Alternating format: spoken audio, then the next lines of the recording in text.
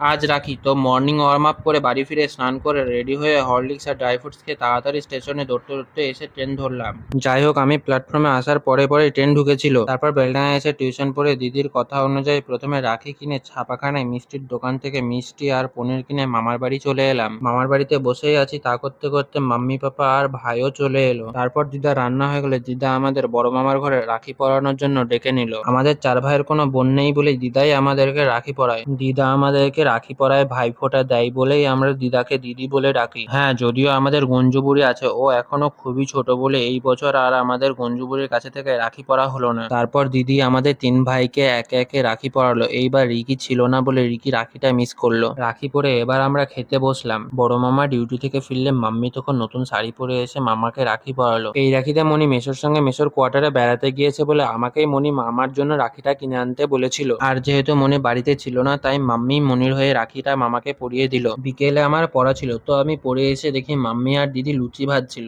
আর আমার প্রিয় খাবার লুচি হয়েছিল বলে আমি সঙ্গে সঙ্গে থালায় লুচি তরকারি নিয়ে খেতে বসে পড়লাম। খেয়ে উঠেই মিম্মি বলল যে আমাদের দুই ভাই অর্থাৎ অংশুকে আর আমাকে কাশিমবাজারের একটা মন্দিরে বেড়াতে নিয়ে যাবে। তো আমরা বড়ুয়া থেকে বাসে করে বৃষ্টির মধ্যে বহরমপুর বাস স্ট্যান্ডে চলে এলাম। তারপর বাস স্ট্যান্ড থেকে আমরা টোটোয় করে চলে এলাম কাশিমবাজার স্টেশনের পিছনে অবস্থিত এই মন্দিরে। মন্দিরে এসে কিছুক্ষণ ঠাকুরের কাছে বসে মন্দির থেকে বেরিয়ে কাশিমবাজার স্টেশন থেকে 8:22-এর ট্রেনে করে আমরা বেলডাঙ্গা চলে এলাম। বেলডাঙ্গায় এসে মিম্মি প্রথমে আমাদেরকে ফুচকা খাওয়ালো। ফুচকা খেয়ে আমাদের ঝাল লেগেছিল বলে আইসক্রিম কিনে দিল। তারপর আমরা আইসক্রিম খেতে খেতে হাঁটতে হাঁটতে বাড়ি চলে এলাম। আশা করি তোমাদের আমার ভিডিওটা ভালো লাগলো। তো নেক্সট ভিডিও নোটিফিকেশন পেতে চ্যানেলটাকে সাবস্ক্রাইব এন্ড ভিডিওটাকে লাইক করো।